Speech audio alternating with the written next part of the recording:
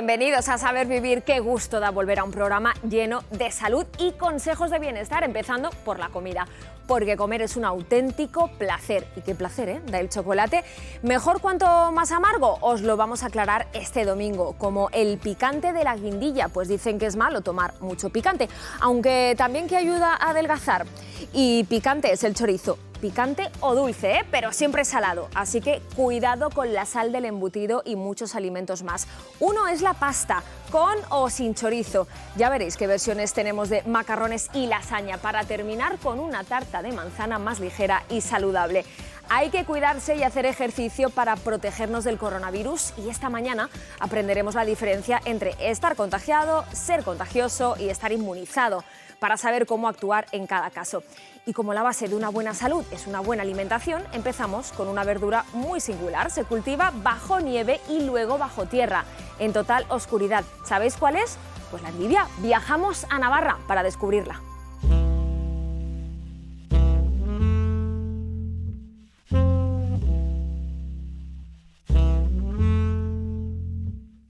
Bienvenidos a la Ribera de Navarra. Hoy os vamos a enseñar nuestro centro de producción de endivias.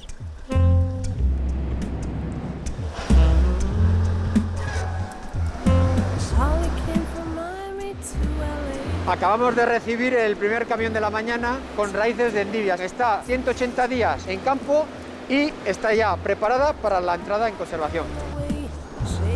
De ahí va a estar entre 6 a 9 meses.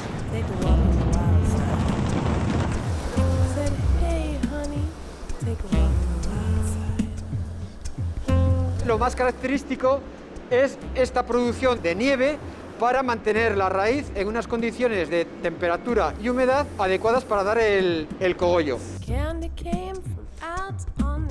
Es muy importante porque la raíz fisiológicamente necesita de este periodo para entrar en una latencia y que luego pueda desarrollar el cogollo con el potencial de reservas adecuado. Es una etapa clave para tener endivia fresca a lo largo de todo el año. En esta zona lo que se hace es seleccionar las raíces teniendo en cuenta dos aspectos. Uno, que nos dé un cogollo interesante y de calidad, y en segundo lugar, que sea compatible con nuestro sistema de robolo, que son unas parrillas de aluminio que nos permiten incrustar estas raíces, se posan sobre una bandeja donde está el agua con nutrientes y de ahí la raíz de endivia va absorbiendo lo necesario para el crecimiento posterior del cogollo. Una vez que las parrillas son plantadas, se introducen en las salas de cultivo, donde se produce el desarrollo de la endivia y va entrando el agua por la parte superior y bajando en zigzag hasta la última bandeja. Controlamos temperatura del agua, temperatura del aire, conductividad y humedad del ambiente. El proceso total del cultivo es entre 21 y 28 días. La sala está oscura principalmente porque con la luz la endivia se pone verde y se alteran los azúcares y cambia pues, el sabor del mismo. Otra referencia que también cultivamos es endivia roja. Es exactamente igual que la endivia blanca. La textura es un poquito diferente, pero también muy tierna y muy crujiente. Actualmente estamos en la fase de envasado. Al día nosotros tenemos una capacidad productiva de unos 40.000 kilos y al año aproximadamente unos 8 millones de kilos. La conservación de la endivia tiene que ser en un frigorífico porque es un producto muy sensible a la luz y a la temperatura. Las principales cualidades que tiene este producto son que cuida mucho la tensión arterial y es muy recomendable para las personas preocupadas por su peso. Recomienda comerla tal cual, es decir, cruda, y se puede comer entera. Lo que hemos notado es que las personas, los consumidores, se están preocupando mucho por la salud y se está incrementando muy notablemente el consumo en España de este producto.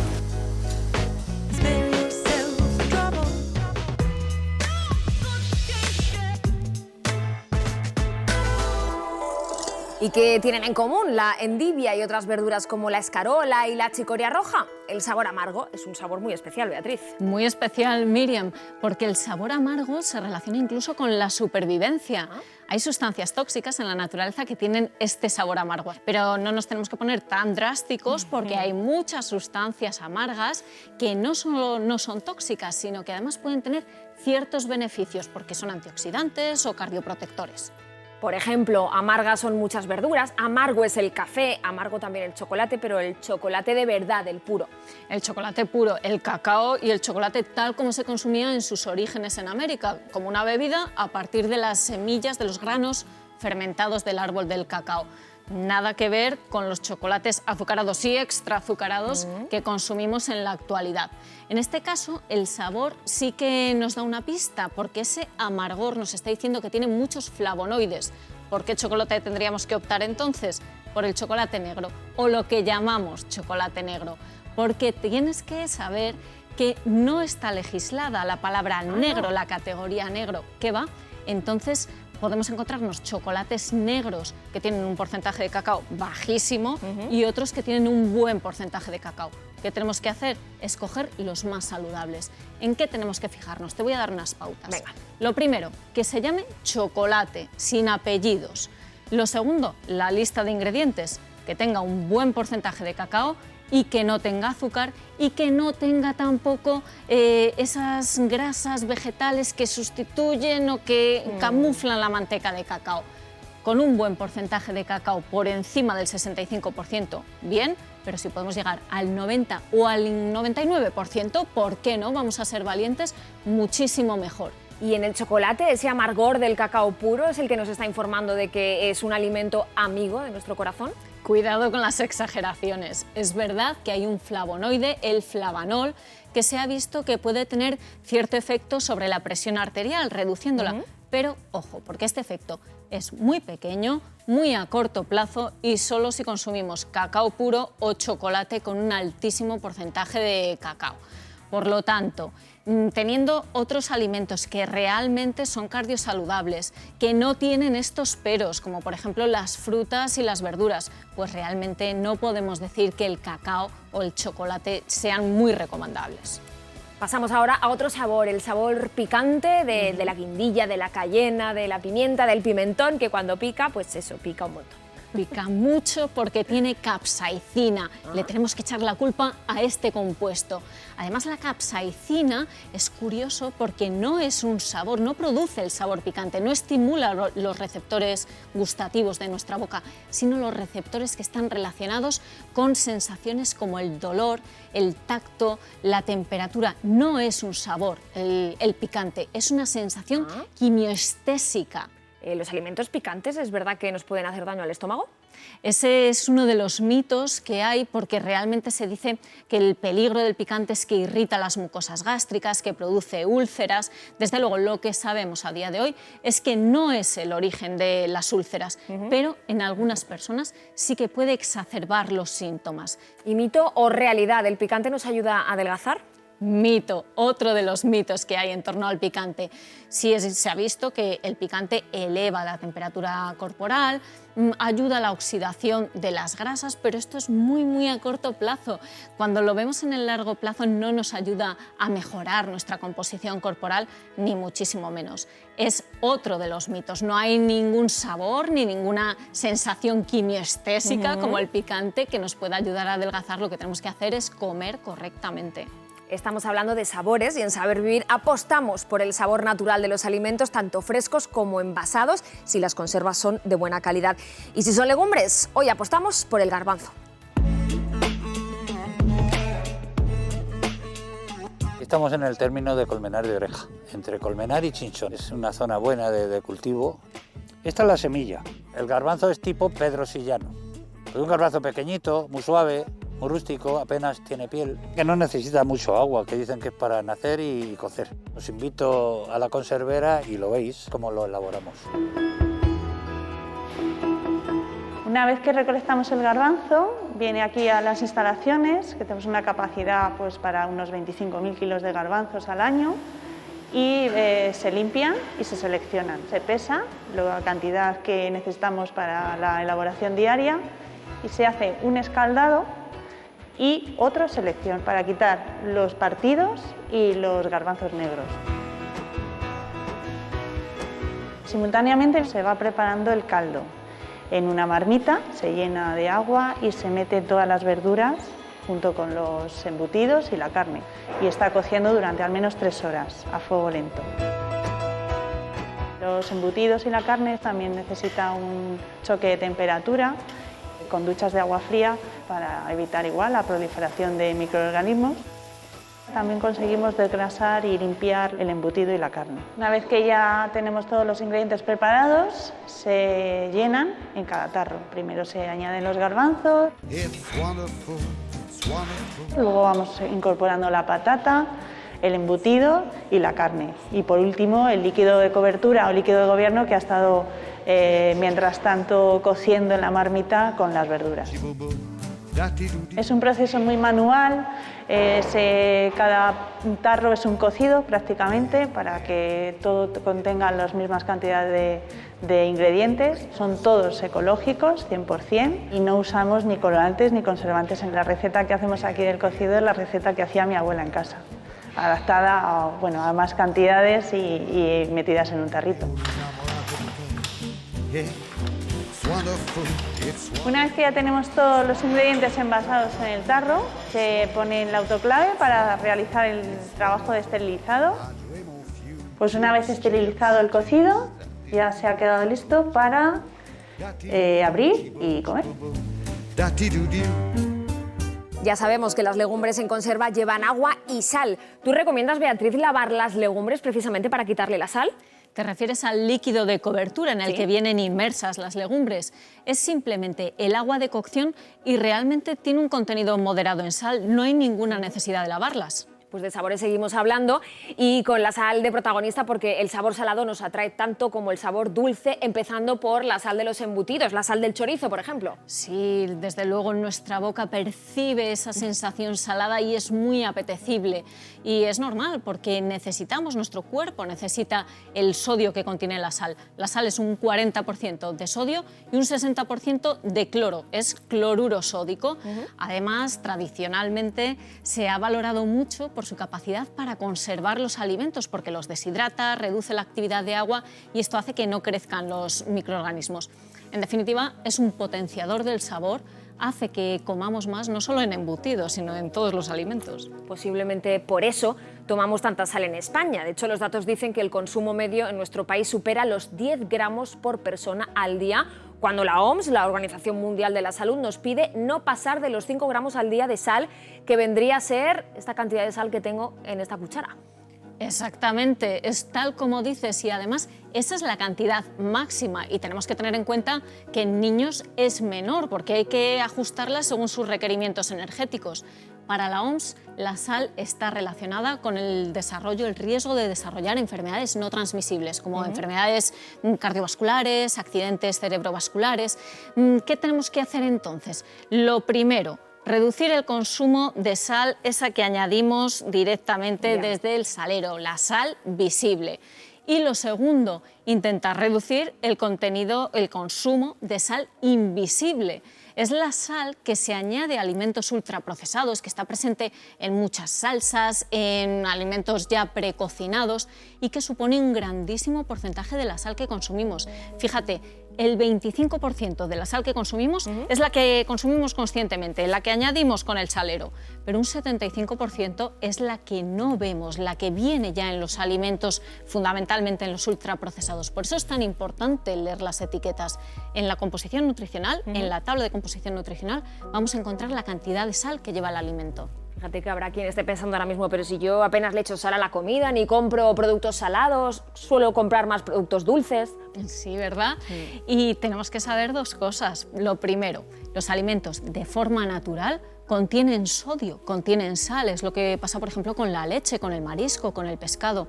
Y lo segundo, que un alimento sea dulce, que ya es negativo de por sí por la cantidad de azúcar que tiene, no le libra de no llevar sal, porque en muchos casos se utiliza la sal en bollería, para las galletas, por lo tanto tenemos que intentar evitar esa sal, la sal oculta. Muchísimas gracias, Beatriz. Hay que comer pensando en la salud y no solo en el paladar. Por eso Aitor Sánchez hoy tiene un objetivo: buscar sabor, mucho sabor con las plantas aromáticas.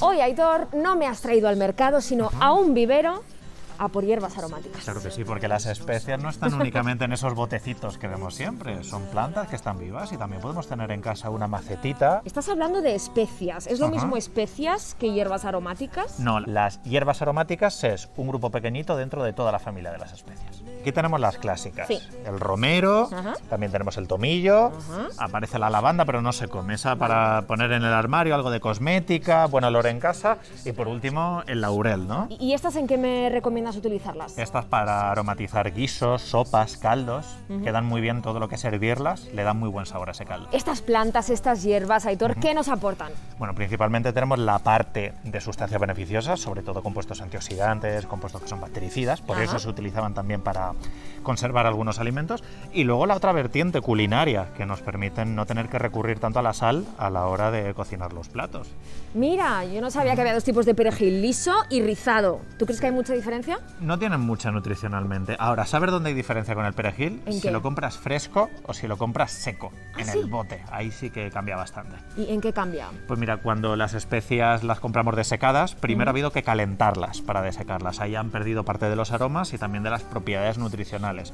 Y luego, por supuesto, está la cuestión de cómo las vamos a conservar. Ajá. Estas siempre vas a recurrir a ellas lo más frescas posible. Un perejil directamente a un guiso, una albahaca, una ensalada, te lo cambia todo. Y claro, cuando ya están desecadas, pues no van a ser tan intensas en el paladar. Te voy a enseñar una planta que a lo mejor cuesta reconocerla. A ver. Esta, ¿cuál dirías que es? A simple vista, ni idea.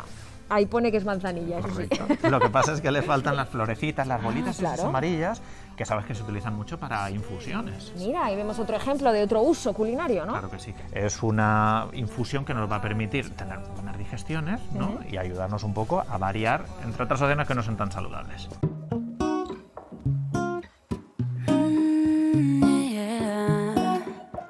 Laila, muy buenas. Hola, ¿qué tal? Oye, si yo quisiera tener un huertecito en mi casa, en mi piso, con algunas de estas macetas, ¿tú crees que sería posible? Sí, sí, al lado de una ventana, en un balcón, en un pequeño porchecito. Casi todas estas son de fácil cuidado, salvo la hierbabuena, que es un poco más sensible.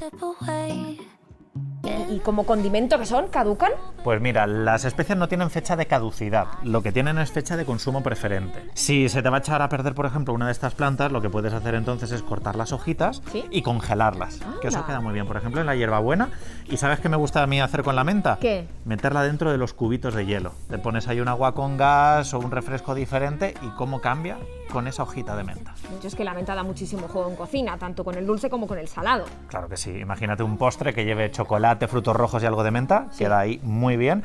Y luego si le quieres dar un toque pues diferente a un canapé o a una ensalada.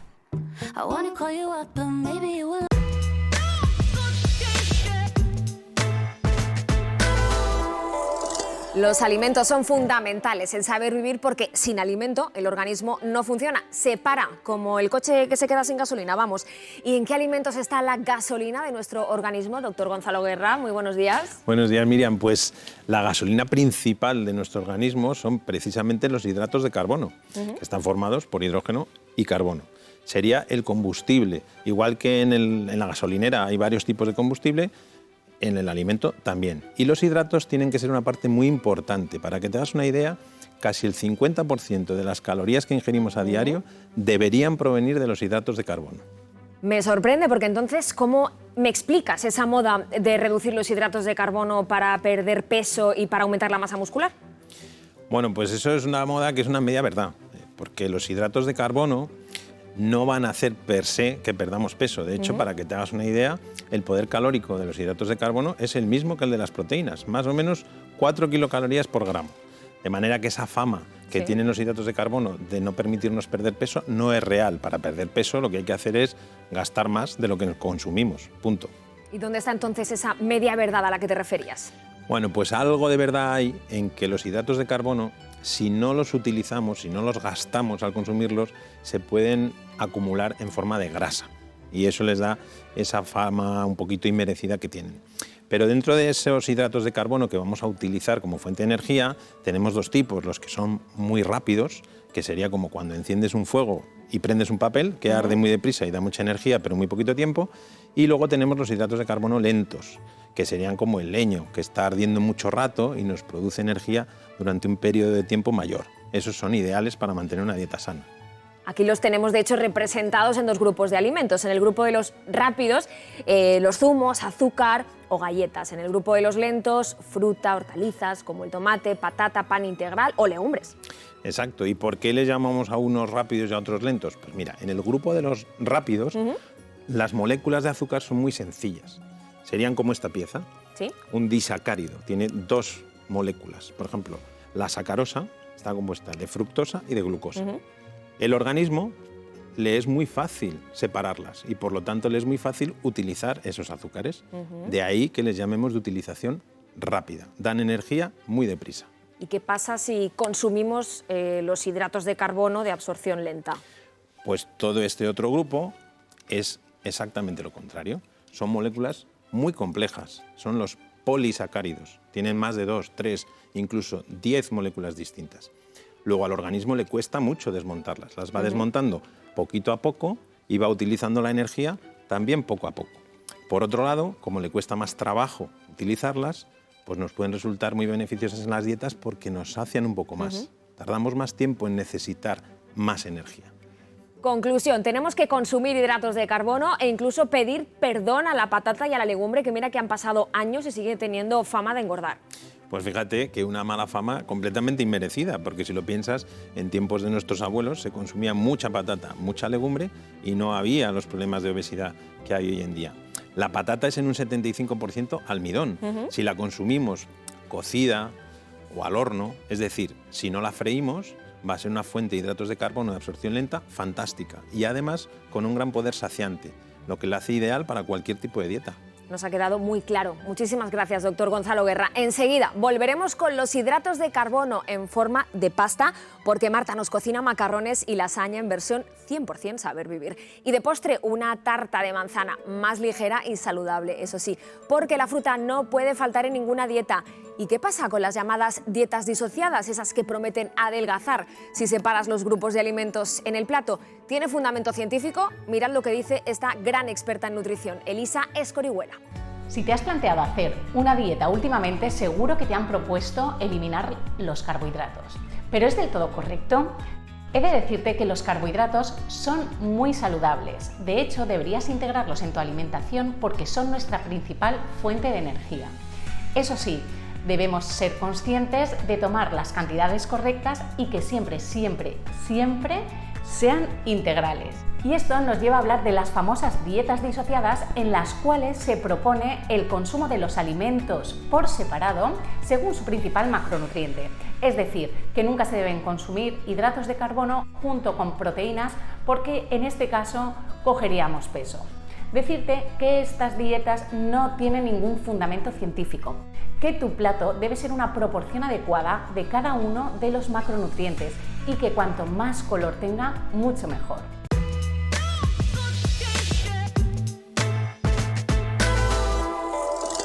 Qué importante es tener una buena alimentación en estos tiempos de coronavirus, doctor Fabiani, para estar fuertes y no contagiarnos. Sí, tener una buena alimentación es un formidable consejo en estos tiempos, pero cuidado, no nos vengamos arriba y pensemos que por esa buena alimentación ya somos inmunes al virus. Tenemos que mantener las medidas, ojo, incluso cuando estamos con personas que se encuentran bien, porque también las personas que no tienen síntomas pueden contagiarnos la enfermedad. Lo cierto es que 11 meses después de que todo empezara en España, sigue habiendo miles de personas que son contagiadas y que contagian. Y yo soy la primera que no tengo demasiado claro cuándo dejas de ser contagioso y cuándo hay que hacer el test, e incluso qué tipo de test en cada caso. ¿Cuántas preguntas? Vamos a intentar aclararlas de manera lo más sencilla posible. A ver, primero, contagiado significa presencia del virus en el organismo, bien sea el virus activo, el virus vivo, o ya el virus muerto en fases posteriores. Estando contagiado hay una primera fase en la que puede haber o no síntomas y una segunda fase ya de recuperación. ¿Cuándo empieza todo? Pues con el contagio, o sea, con el día que te lo han pegado, que has estado con la persona que te ha contagiado. A raíz de ese día viene lo que se llama un periodo de incubación, que es el tiempo que tardan en aparecer los síntomas. Ese periodo de incubación suele ser de 3 a 6 días aproximadamente. Bueno, pues la mayor carga viral, la mayor cantidad de virus en el organismo suele estar en torno al primer día de inicio de síntomas. Y la carga es alta desde 2 días antes que empiecen los síntomas hasta una semana después. A partir de ahí la carga viral va bajando hasta desaparecer por completo a partir de los 20 o 30 días. Y estando contagiado, ¿cuándo dejas de ser contagioso? La contagiosidad se relaciona directamente con esta carga viral, así que la mayor contagiosidad, decíamos, desde 2 días antes que empiecen los síntomas hasta una semana después, 7 días después. De cualquier forma, y por una cuestión de extremar la seguridad y las precauciones, las personas que dan positivo deben hacer un aislamiento no 7 días desde que empezaron los síntomas, sino hasta 10 días. O sea, lo prolongamos 3 días más. Después de esos 10 días, levantamos el aislamiento, siempre y cuando asumiendo que los 3 últimos días han estado ya libres de síntomas, señal de que ya la carga viral es muy baja y por lo tanto no se es contagioso. En las personas que no han tenido síntomas en ningún momento, porque han pasado la infección de manera asintomática, esos 10 días de aislamiento se cuentan desde el día que el test dio positivo. Entonces, si has tenido el coronavirus y han pasado esos 10 días, ¿ya no contagias a otras personas? Efectivamente, a partir de los 10 días ya no se es contagioso, insisto, siempre y cuando los 3 últimos días de esos 10 estemos asintomáticos. Y aquí sí es importante señalar que cuando decimos asintomáticos no incluimos determinados síntomas que sí pueden durar más tiempo y que no significan que se siga siendo contagioso, sino que podemos estar en fase de recuperación. Por ejemplo, la pérdida de olfato o de gusto, cierto cansancio o dolor de cabeza puede prolongarse incluso varias semanas y no significa que todavía contagiemos, nos estamos recuperando. Me queda claro. ¿Y qué pasa si has tenido contacto con una persona infectada, si eres lo que llamáis los médicos contacto estrecho de un positivo? Pues sacamos la señal de peligro porque existe riesgo de contagio. Y recordemos que existe riesgo si tenemos contacto con esa persona desde 2 días antes que comenzaron sus síntomas. En este caso, siendo contacto estrecho, tenemos que hacer 10 días de cuarentena desde el último día que tuvimos contacto en esta persona. Y esa cuarentena debe mantenerse aunque yo esté sin síntomas, aunque yo me encuentre perfectamente. Y debe mantenerse incluso aunque cuando me hagan el test, que me lo harán a lo largo de esa cuarentena, el test dé negativo. Tengo que continuar con la cuarentena hasta completar los 10 días. Has hablado del test, pero ¿qué test se necesita para saber si estás infectado y si tienes mucha o poca carga viral? Porque la verdad es que con eso de los test también nos hacemos un lío. Bueno, tenemos que tener claro que cuando tenemos síntomas, el test que nos tenemos que hacer es uno de los de la muestra por la nariz, Miriam, para que nos entendamos. Y es válida tanto la PCR como el test de antígeno. Es verdad que en los primeros 5 días de síntomas solemos utilizar el test de antígeno, que es muy fiable y de resultado muy rápido, y a partir de los 5 días solemos preferir utilizar la PCR. Respecto a la PCR es importante que recordemos, puede seguir dando positiva aunque la carga viral ya sea muy baja y no seamos contagiosos. La PCR puede seguir siendo positiva incluso 20, 30 o a veces hasta 40 días y por lo tanto no indica necesariamente contagiosidad. Ojalá pronto estemos todos vacunados y se acabó el problema, que ya sé que para eso todavía hace falta mucho tiempo y que tendremos que esperar. Sí, pero cuidado, que alguno oye la palabra esperar y ya se imagina en el sofá comiendo palomitas. Podemos esperar de manera activa, alimentándonos bien y por supuesto podemos esperar haciendo ejercicio físico, entrando en calor, que todavía queda mucho tiempo de invierno. Pues a mover el cuerpo vamos y con un entrenador de lujo en las redes sociales, Joel Torres. Y mirad lo que nos propone, cambia tu cuerpo para mejorar tu vida.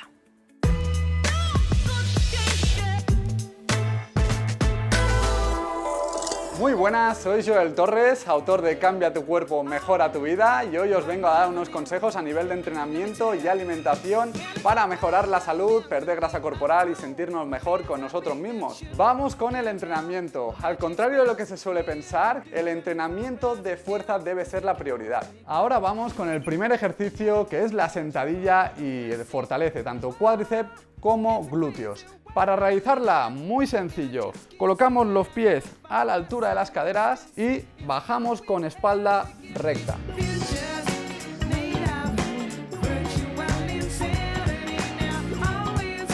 Vamos a por el siguiente ejercicio. Este ejercicio fortalece la parte de glúteos sobre todo, de forma muy específica, y los isquiosurales. Este es en el suelo y se trata de realizar extensiones de cadera. Ahí, aguantamos fuerte, apretamos glúteos y abajo.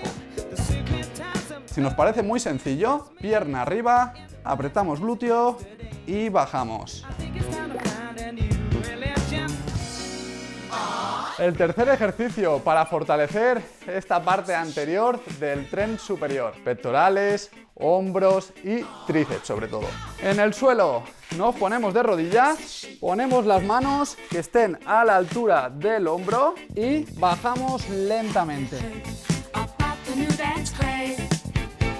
También lo podemos hacer aquí en la pared o en algún mueble que tengamos por casa. Siguiente ejercicio para trabajar la parte posterior, toda la espalda en general. El remo lo podemos realizar con unas bandas elásticas, pisando aquí la banda, pies a la altura de las caderas y tiramos. Importante encoger aquí las escápulas. Si no tenemos bandas elásticas, pues un intercambio que podemos realizar es con, por ejemplo, una garrafa o un pack de botellas. Aquí misma posición y tiramos.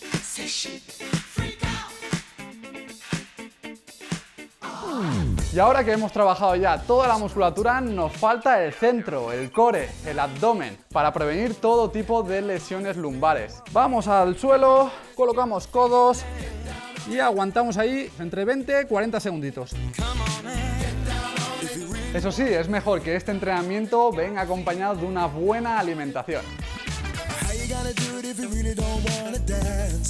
Ahora toca seguir buenos hábitos como una buena hidratación, consumir vegetales, frutas, alimentos ricos en proteína para nutrirnos, reducir el estrés, estar tranquilos y respetar nuestro descanso. Ahora os toca a vosotros seguir estos hábitos y cambiar vuestro cuerpo y vuestra salud.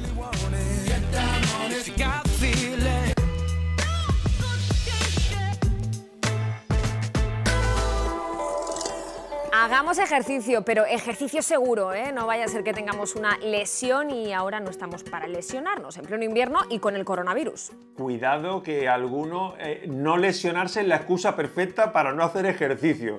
Lo que tenemos es que hacerlo con precaución para evitarlo. Y en este sentido, lo más importante es hacerlo de manera progresiva. No podemos pasar de no hacer ningún ejercicio y estar todo el día tirados en el sofá o en la cama a querer correr mañana 4 horas. Si a eso le unimos el calentar al principio, el estirar al terminar el ejercicio y usar un calzado adecuado, tenemos más que suficiente para hacer ejercicio de la forma más segura posible.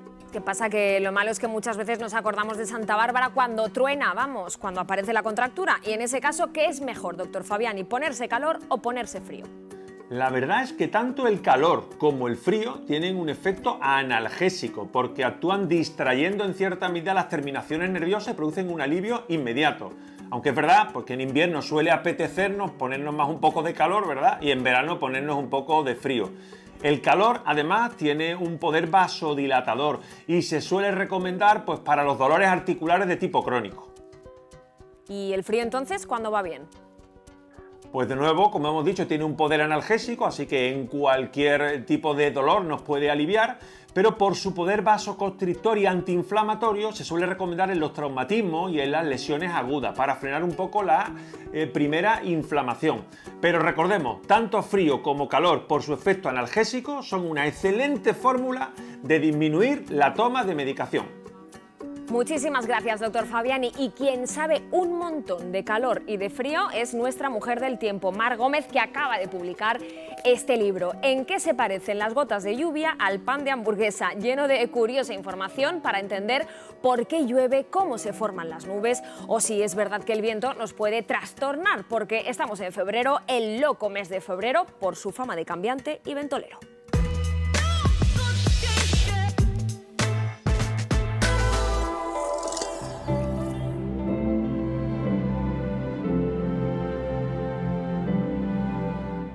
En febrero el loco ningún día se parece a otro. Febrero es un mes de alta variabilidad atmosférica y así lo refleja el refranero popular. Los datos también lo confirman y es que la temperatura más baja medida en un mes de febrero se alcanzó en 1986 con 20 grados bajo cero en Molina de Aragón, mientras que la más alta se registró en el año 2010 con más de 34 grados en Melilla.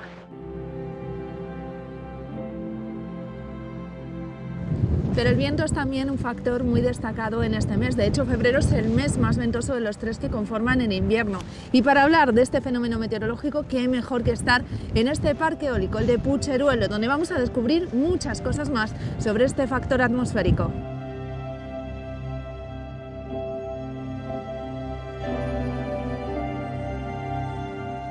Hola Andrés, ¿qué tal? Bueno, hola, Mar. Cuéntanos, ¿a qué altitud estamos en este parque eólico? Estamos más o menos a unos 1500 metros. ¿Y qué velocidad del viento necesitamos para que se pongan en marcha estas aspas?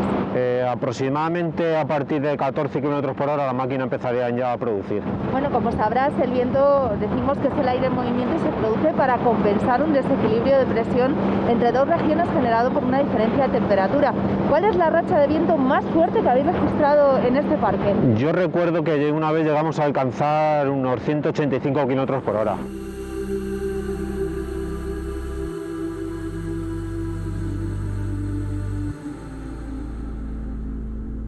El viento es uno de los fenómenos más peligrosos que existen. Es capaz de arrancar árboles de raíz o incluso puede hacernos salir volando. Con rachas de 75 km por hora nos es prácticamente imposible caminar. Entre 100 y 120 podemos ser derribados por el viento y a más de 120 km por hora podemos salir despedidos por su fuerza.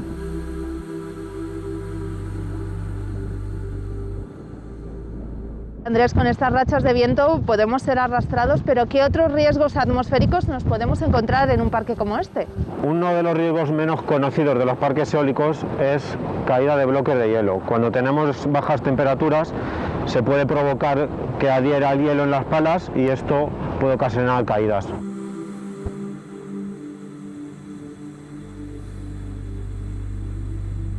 Indudablemente el viento tiene un efecto en nuestra salud y tú, Andrés, que estás aquí todos los días, ¿cómo te sientes? ¿Qué provoca el viento en tu salud?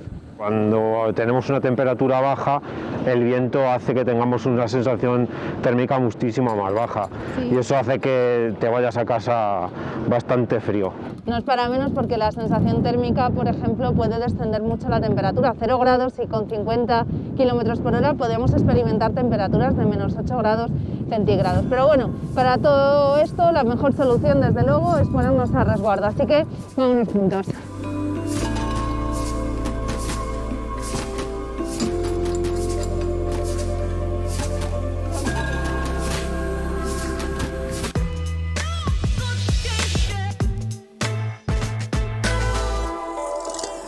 Y si hace frío en la calle, siempre tenemos la cocina para pegarnos al fuego, que es el lugar más calentito de la casa. Marta. Calentito, calentito, Miriam, pero ojo, sin derrochar. No. Que ya hemos superado la cuesta de enero y nos toca ahora superar la cuesta de febrero. Uy. Y si gestionamos bien la energía en la cocina, podemos ahorrar mucho. A ver, danos algunos tips. Fíjate, vamos a preferir cocinar en olla express frente a la olla convencional. Podemos ahorrar hasta un 50% de energía porque tardamos la mitad de tiempo. Claro. Pero oye, Miri, que si te apetece cocinar en olla convencional, al menos vamos a poner la tapadera. Ahorramos un 30% de energía. Anda. Y si ahora yo quiero calentar este plato de pasta, esta lasaña, vamos a elegir el microondas en vez de el fuego o el horno. Y de esta forma ahorramos un 70% de energía. Pero oye, que si te encanta el horno, no pasa nada, vamos a aprovechar la energía cuando cocinemos un plato para cocinar más. ¿Sabes lo que te ahorras así? ¿Qué te ahorras? Como se dice coloquialmente, mucha pasta. Una pasta. Pues ¿sabes qué? También podemos ahorrarla precisamente comprando pasta. Hombre, esta es la típica, ¿no? Un platito de pasta de espirales de colores con su salsa de tomate. Sí, que parece que apetece, ¿no? Sí. Esto es lo que pensamos todos cuando queremos comer un plato de pasta sin complicarnos la vida. Sí. Una pasta blanca refinada, porque esto es una harina refinada, con una salsa de tomate industrial que tiene un montón de sal, que tiene un montón de azúcar para corregir la acidez y muchísimos aditivos, porque estas salsas, de nuevo, nos duran en la nevera toda una vida. Entonces, vamos a intentar hacerla de forma saludable sin caer en el engaño que tenemos muchos cuando vemos estas espirales de colores. Porque pensamos que estamos comiendo pasta saludable de verduras cuando vemos las espirales y los macarrones verdes, y no es así. Fíjate, los macarrones que ves un poco más rojos son aquellos a los que se les ha incorporado tomate deshidratado o pasta concentrada de tomate. Y los que ves más verdes, ¿tú qué crees que tienen? No sé, algún tipo de verdura, espinaca. Exacto, no sé. Tienen espinaca deshidratada, pero solo en un 2%. Eso y nada es lo mismo. Claro. Por eso lo que vamos a hacer, si queremos comer pasta de forma saludable, es directamente mezclarla con espinacas, con tomatitos frescos o incluso podemos comerla de forma sana en forma de plato único. Pues vamos a ver cuál es ese plato único de pasta que tú nos ofreces. Seguramente vamos a poder ponerle el semáforo verde, como dices, Fabián. Sí, claro. Fíjate, tenemos por aquí una lasaña 100% integral, las láminas de lasaña son integrales y encima el relleno, no te lo voy a decir, lo vas a adivinar. ¿De qué crees que está rellena? Desde aquí lo que veo es la típica boloñesa de carne picada. Pues fíjate que es, y espero que en casa lo estéis viendo, son lentejas. Hemos hecho una boloñesa con lentejas. Muy bien. Fíjate, para hacer unas láminas de lasaña 100% integrales, tenemos que echarle tiempo en la cocina, que a mí me encanta. Tomad nota. Por cada 100 gramos de harina integral, una yema de huevo y una cucharada sopera de aceite de oliva. Y así tenemos nuestras láminas de lasaña integrales. Pero si no, si queremos comprarlas ya, vamos a meter fibra en el relleno con unas lentejas. Muy bien. Que encima nos aportan proteína de origen vegetal y la completamos con el cereal de las láminas de lasaña, con el trigo. Perfecto, pues ya tenemos una opción más saludable para comer pasta y si queréis otra más, seguro que os apetece también este plato típico mallorquín lleno de color y lleno también de sabor, el tumbet.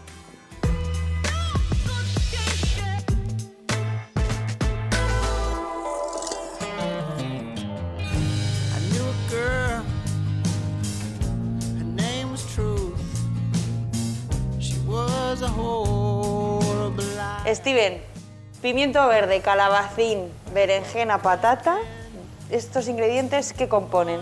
Pues fíjate, componen una maravillosa receta de tumbet, que es una receta mallorquina que nos representa muchísimo, sobre todo en temporada y en verdura de calidad y poder hacer un platazo. ¿Con qué empezamos? Pues lo primero para mí es empezar con el sofrito, que al final no es más que una cebolla tierna.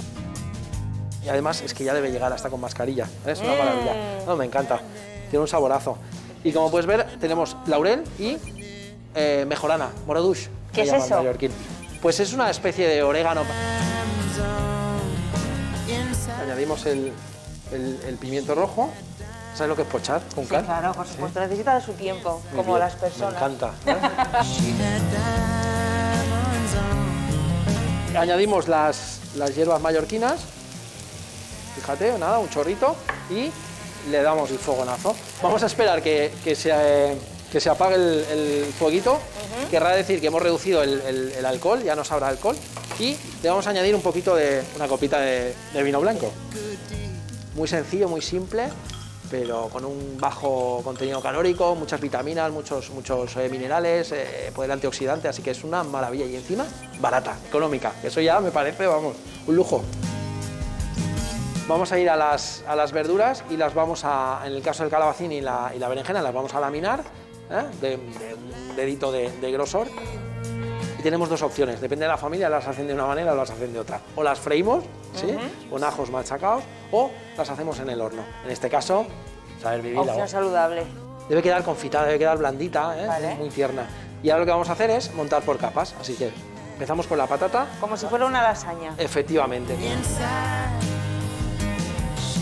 Vamos a por el calabacín. Y tomate, capa, tomate, ¿sí?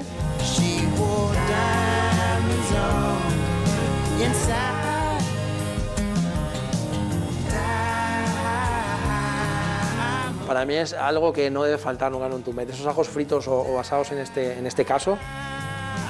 Y la familia mallorquina le cubre con un poquito de salsa de tomate.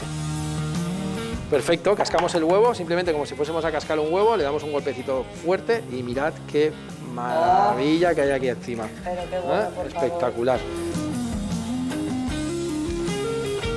Y por último unas chuches de tomatito cherry, fíjate.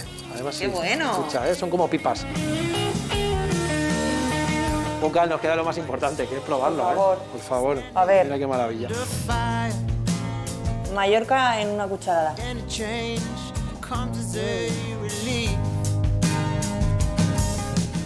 Todos los días hay que comer verdura y todos los días fruta. De hecho, una manzana al día comida y alejas al médico de tu vida. Me encanta este dicho porque es verdad. Y si podemos comer dos, mejor que mejor. Porque fíjate, una a media mañana, al natural, así a bocados. Muy bien. Y si después por la tarde queremos tomar otra manzana y nos gusta la repostería, te propongo hacer esta tarta tatín, o tarta tatén, que se pronuncia así. ¿Y cómo? ¿Cómo la hacemos? A ver. A ver, tú ves que hemos hecho la tarta un poco al revés, ¿verdad, Miri? Sí, es verdad. Está pues, la manzana arriba, ¿no? Y exacto, debajo. en eso se basa. En nuestro molde ponemos en la base la manzana, que lo ideal es que sea reineta, porque es un poquito más dulce y vamos a aprovechar el dulzor natural de la manzana. y encima la cubrimos con masa quebrada integral. Esa es la gran diferencia con respecto a la tarta tatín normal. Y ojo, verás que no tenemos el característico caramelo que tiene esta tarta, pero no pasa nada porque el caramelo se hace con mucho azúcar y muchas veces también con mantequilla. ¿Qué hemos hecho nosotros? Untar la base del molde con sirope de agave.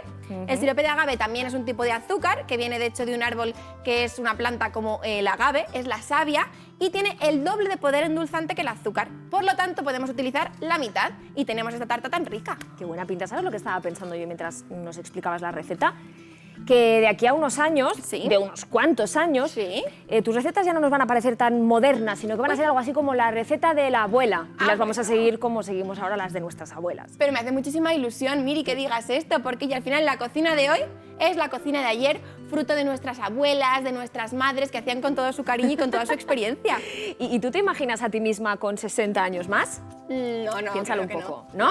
No, hombre, no. No, pues yo sí que te imagino. ¿Y vosotros os imagináis a Marta con 60 años más? Que igual no nos hace falta, ¿eh? Porque yo he descubierto una aplicación que me encanta. Tú coge la manzana, póntela así como si te fueras a comer. ¿Sí? Sé rápida que me la como. Así, y con 60 años más tú vas a ser así, fíjate. A ver, ¿cómo? Así. Bueno. Pero parezco a mi abuela Trini, fíjate. No me digas. Me doy un aire Pues a qué ella. guapa tu abuela Trini. Sí. Pues mi abuela Trini, yo no, pero mi abuela Trini era guapísima y además hay que tomarse la vida con humor porque mira, lo importante es que pasen los años con salud. Ya está, da igual la edad, que estemos sanos con 50, con 60, con 70. Claro que sí. Pues mira qué bien los lleva esos 50 años esta actriz tan conocida que se llama Beatriz Rico. Y ya quisieran muchas jovencitas tener la vitalidad que derrocha esta mujer, por eso es gente sana.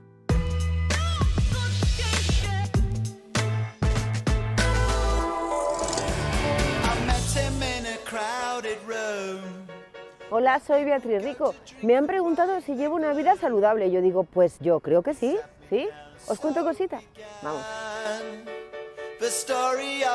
Mis inicios en televisión fueron un susto muy grande para mí. Fue en El Precio Justo. Yo dejé mi Asturias natal con 18, 19 años. Por aquel entonces El Precio Justo lo veía toda España y a jugar. El secreto para plantar cara al tiempo es nunca tirar la toalla, caerte, levantarte, caerte, levantarte. Yo es que ahora, con mi edad, tengo 50, lo digo así tranquilamente. Me siento muy bien. ¿No dicen que los 40 son los nuevos 30? Pues yo estoy a la espera de que los 50 sean los nuevos 20.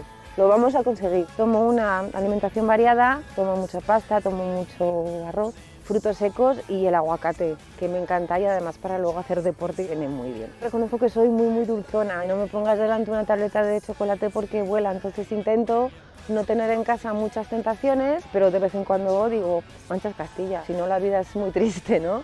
Desde que cuido mi alimentación, miro lo que tomo, me noto de mejor humor, con más energía, con más ganas de hacer deporte y de hacer cosas, ¿no? Si leyéramos más, yo creo que seríamos mucho más felices. A mí la lectura me ha ayudado en mis peores momentos. Leer no solo es cultura, es viajar, es abrir los ojos. Aquí tengo De Misa Más sin pasar por Albacete. Os podéis imaginar que no es un drama, ¿no? Un día bajé como siempre a tomar el desayuno y como siempre mi marido me había dejado una libreta y un boli, porque yo escribo a boli. Y de repente fue como si me poseyera, no sé, algo. A mí me gusta mucho hacer reír a la gente, pero también tiene mensaje, ojo.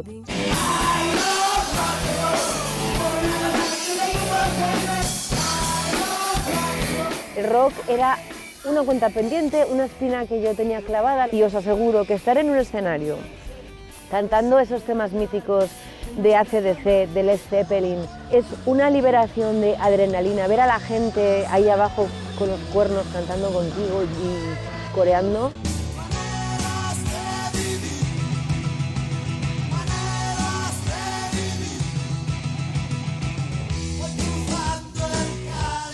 Yo al gimnasio, si puedo, vengo todos los días, aunque también está bien a veces dejar que el músculo descanse, se generan esas endorfinas maravillosas que nos hacen estar de buen humor. Hacia la cadera, en vez de hacia el pecho, hacia la cadera, eso es, apretamos ahí un poquito y ya subimos, perfecto. El cuerpo te cambia. Ahora mismo tengo un cuerpo que os aseguro con 20-25 años que salía, comía lo que me daba la gana, bebía lo que me daba la gana y deporte cero, pues no lo tengo y tengo el doble de edad. A mí me sienta muy bien para esto, también para esto y para autoestima.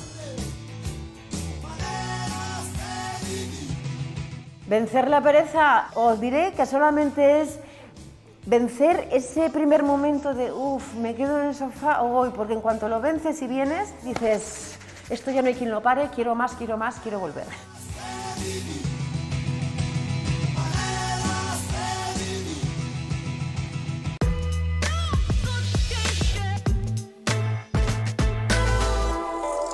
Mira que hay gente con miedo a envejecer, a hacerse mayor. Y yo creo, Teresa, que en el fondo eso es como tener miedo a la vida. Porque envejecer es vivir y vivir es envejecer. No solo eso, Miriam, es un sinsentido porque tenemos miedo a algo que sabemos que va a suceder. Lo normal es que sea la incertidumbre, lo que no controlamos y no conocemos, quién despierta nuestros miedos. Mira, los niños y las niñas no suelen ser muy miedosos, salvo con aquello que no conocen. Por ejemplo, tienen miedo a la oscuridad. ¿Tú sabes por qué? Pues imagino por los peligros que nos rodean o por lo que nos podría pasar, ¿no? Claro, podría pasar. Utilizas un verbo potencial, un condicional, ¿no? Pero no está pasando, no está en la realidad. Es una construcción de nuestra imaginación. Recreamos algo y sentimos miedo por eso. Es una reacción natural, el miedo. Es una emoción que marca límites, que nos indica que hay algo, nos alerta de un posible peligro. Me gusta pensar que de la misma manera que cuando hay una infección en nuestro cuerpo, se dispara nuestra fiebre, en nuestro cerebro hay una especie de glándula centinela que está en el lóbulo temporal, aquí justo detrás de la oreja. ¿Por aquí? Por aquí, se llama amígdala, que se activa cuando observa una situación de peligro. Imagínate ahora, ¿no? Con la pandemia, con el coronavirus, ¿cómo andarán las amígdalas de tantísimas personas superactivadas porque es un enemigo silencioso? ¿No lo vemos? Está ahí actuando en la oscuridad. Y tú sabes muy bien lo que es vivir con miedo al coronavirus porque ya has pasado la enfermedad. Y te va a sorprender lo que te voy a confesar. Es que yo me siento una afortunada, Miriam. ¿Por qué? Afortunada porque primero he tenido síntomas leves, y eso no todo el mundo lo puede decir, congestión nasal, una especie de catarro. Segundo, porque no he contagiado a nadie de mi entorno, y eso para mí era esencial.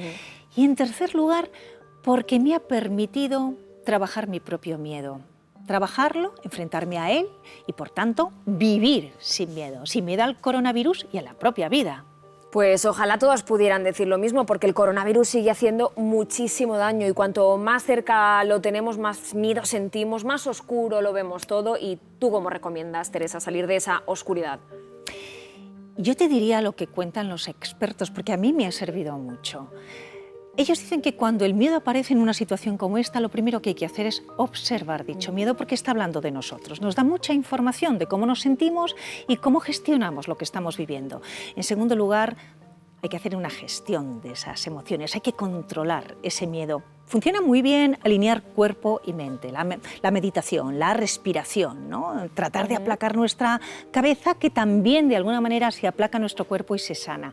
Y en tercer lugar, dado que el miedo reduce la visión de nuestra realidad y que solo se quedan los pensamientos más negativos, hay que quitar esos pensamientos negativos de nuestra cabeza.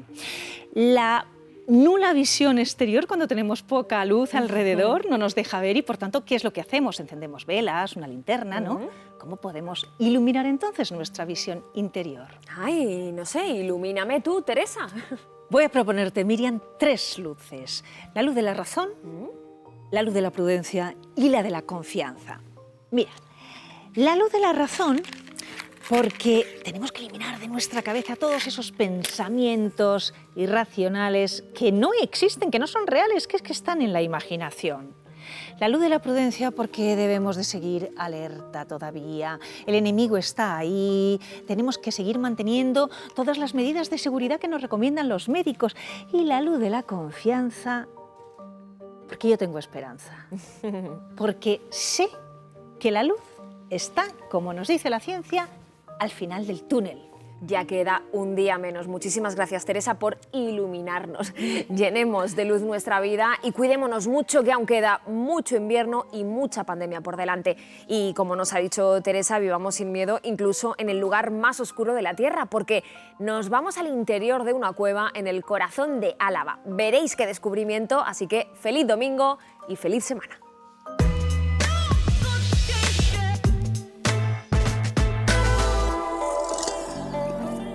nos hemos venido al País Vasco a hacer espeleología.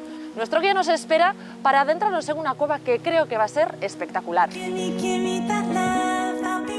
Hola, Cristian. Hola, muy buenos días. ¿Dónde estamos? Estamos en la entrada del Parque Natural del Gorbea. Yo ya me he preparado porque tengo que ir a visitar esa cueva de, espérate que lo diga, Mairuelegorreta. Perfecto.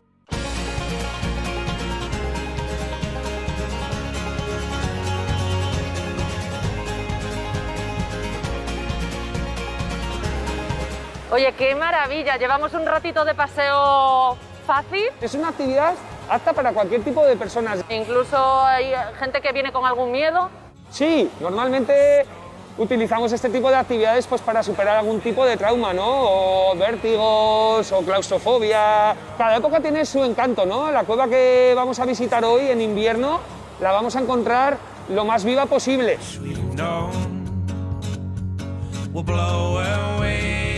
Oye, cambiamos de escenario, ¿Sí? Que hay hasta nieve, porque ¿a qué altitud estamos? Pues estamos a cerca de 900 metros de altitud. Bienvenida a la cueva de Mairuelegorreta. Se descubre a finales del siglo XIX, pero es en el siglo XX cuando se le dan diferentes usos. En este lugar se empieza a preservar parte de la cultura vasca. Bueno, yo ya tengo los guantes que parece que voy a limpiar los platos, así que vamos para adentro, ¿no? Perfecto.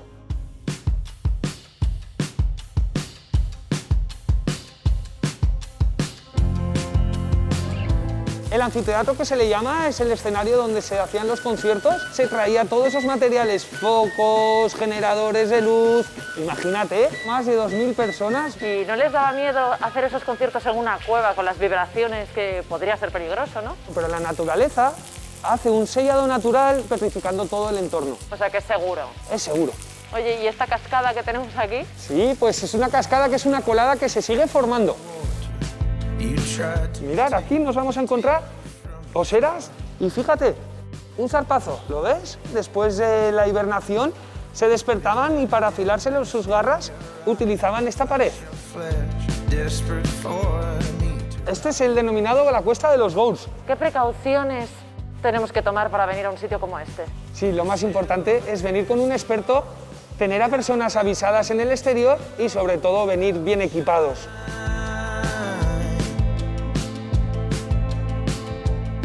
Acabamos de llegar al Pozo del Diablo y aquí habría una caída de 30 metros de profundidad. No nos la vamos a jugar, ¿no? No, mejor que no.